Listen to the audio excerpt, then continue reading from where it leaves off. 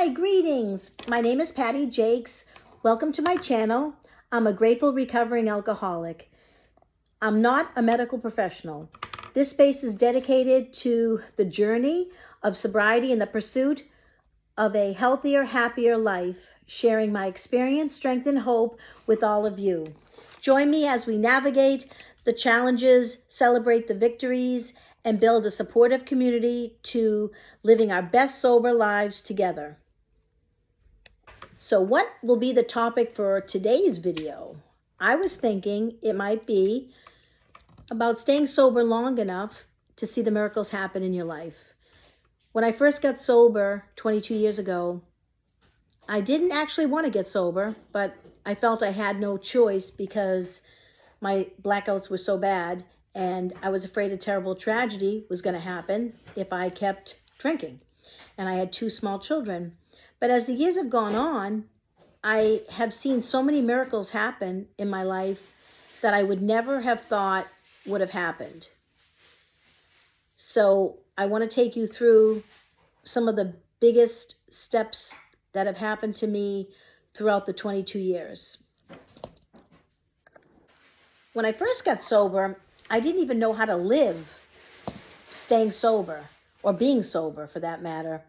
My kids were little, and I had actually no patience to try to deal with life on life's terms, being sober. But by taking all the suggestions that were given to me by my sponsor through Alcoholics Anonymous and the meetings of Alcoholics Anonymous, when I would go to the meetings, whatever the problem was for that day, I probably would mention that to the group. You know, it could have been something stupid or something simple, but just by getting all of my feelings out at the meetings was so, so important. Now, there's always a few people at the meetings, we would call them the old timers, and there was one in particular, and he would say, oh, you have nothing to share, you're newly sober, so don't say nothing. But I would share. Sometimes it's important to share. And one thing I learned from going to the meetings was that I couldn't get upset if somebody said something that I didn't want them to say. Like if they hurt my feelings, I had to learn to have a thick skin, because everything that everybody says is so, so important. And at the time, I would say what was on my mind, and it would help me to get through another day of sobriety. So sometimes people will say things and hurt our feelings. They may not even know they're hurting our feelings, but we have to have a thick skin. And the importance of these AA meetings was crucial for me. And I could have walked my way out of the meetings by saying, oh, these people, because there's always going to be somebody that's going to offend you. And as much as there might be 1 or 2 people that will offend you, majority of the people are going to help you, and they're going to try to help you get through another day of sobriety. The whole goal of Alcoholics Anonymous is 1 day at a time to get through 1 day of sobriety. And if it means going to a meeting, which it did for me, then I had to go to a meeting.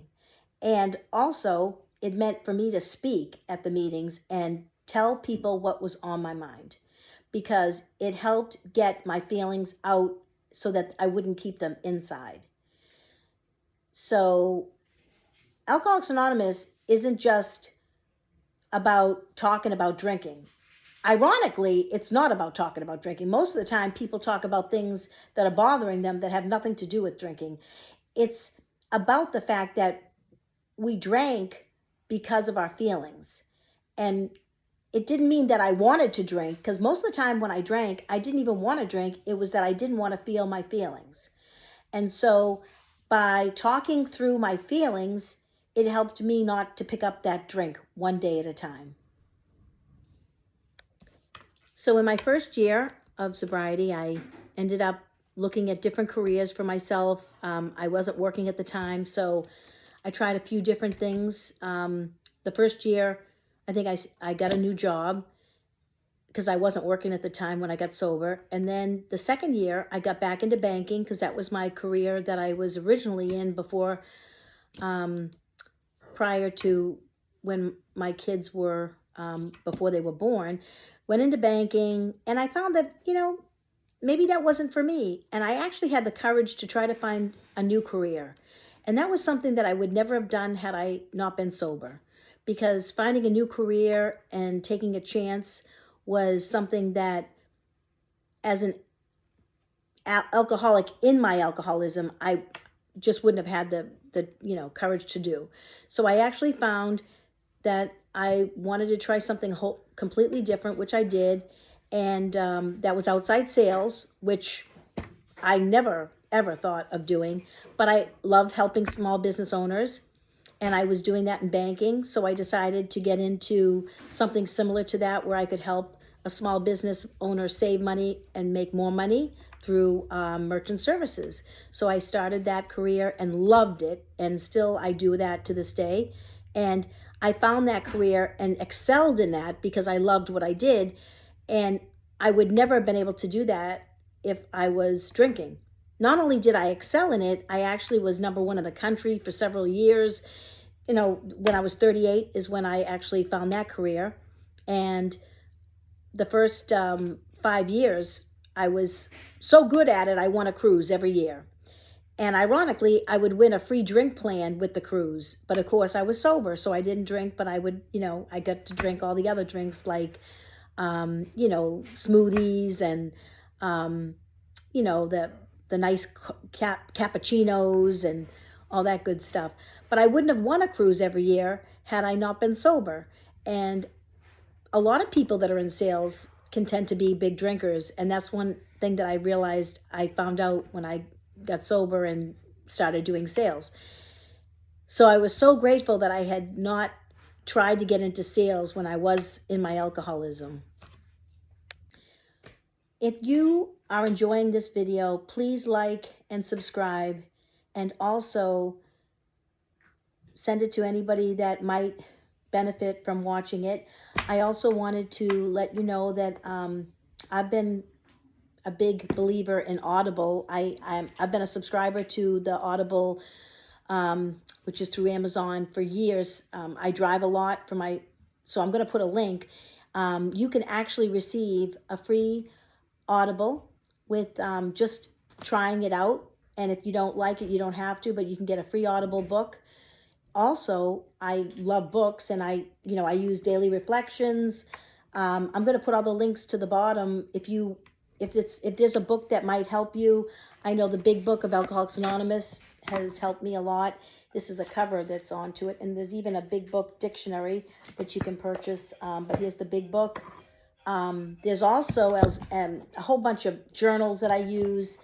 There's a 24 hours a day journal, which I love, along with the 24-hour-a-day book. So there's a Living Sober book. I'm going to put all the links to the bottom. There's even a Woman's Way Through the 12 Steps book. And there's also a 12-step book for regular, that's not either for women or men. It's just the original one. So as I finish up this video, I'm going to do another video, part 2, of some of the miracles that have happened to me by being sober for the 22 years. I also want to say that staying sober long enough to see the miracles happen is huge, because I didn't think that I could live one day without a drink. I thought my whole life was over when I got sober. That no more fun for Patty, because can't drink anymore. What's the point? What's the point of living? Well, my life had just begun. And everything else, not that everything is perfect, but I was able to enjoy a life, like they say, second to none, by staying sober one day at a time. I was also able, through Alcoholics Anonymous, to go through some tough times. And when my mom passed away in 2011, I actually went to a meeting when I found out she passed. And what did they do? They were there for me. The minute I walked in, not everybody knew me. There were some people that knew me, some people that didn't know me. But they were there to support me through that tough time.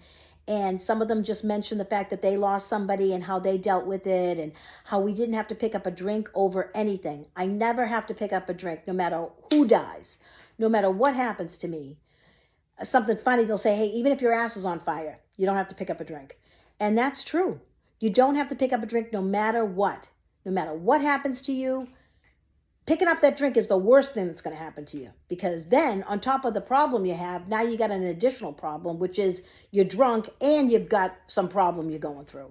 So thinking the drink through is so important, because if you think it through, you're like, well, why would I even do that? It doesn't make sense. So just keep on coming. It works if you work it. Work it because you're worth it. And please like and subscribe to my channel.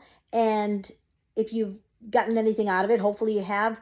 And if you have any questions, or if you have something to say that you want to talk to me about, please, write me below. And or if you have a topic you want me to talk about, please let me know. I'd love to talk about it. And if you can find an AA meeting near you, or some kind of a support group near you, that's really the key. And I support all groups that are trying to help people get sober, because that's what it's all about. And if you want any of those books that I mentioned, or if you want to try Audible, there's the links below. Thank you, and have a great day, and God bless.